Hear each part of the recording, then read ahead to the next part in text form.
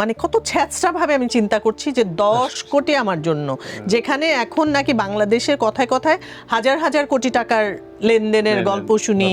এই 1000 কোটি টাকা নিয়ে গেছে, ও 400 কোটি টাকা, ও 500 কোটি টাকা, তাই না?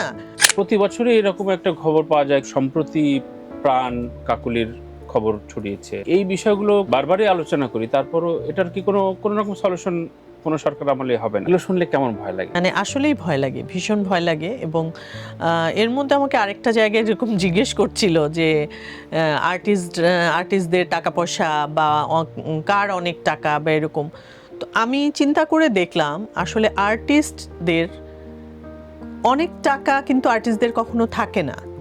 ধরেন খুব বেশি টাকা, আমি ব্যক্তিগতভাবে চিন্তা করি যে আমার খুব টাকা মানে হচ্ছে, যদি আমার 10 কোটি টাকা থাকতো আমি মনে করতাম আমার অনেক টাকা, আমি যাচ্ছে তাই করতে পারি, আমার ইচ্ছা হলে আমি কাজ করব, ইচ্ছা না হলে আমি করব না, খুব বেছে বেছে কাজ করব।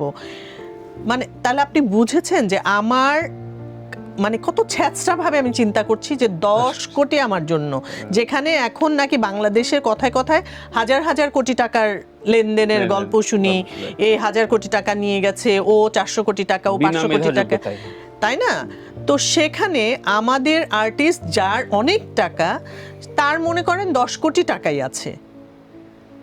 তো একটা কঠিন একটা অসুখ যদি কারোর হয়, লাইক ক্যান্সার বা এই ধরনের কোনো জটিল অসুখে যদি কেউ পড়ে, কারো যদি বিদেশে ট্রিটমেন্ট করতে হয়, 5-10 কোটি টাকা কিন্তু 2-3 বছরও চলবে কিনা সন্দেহ।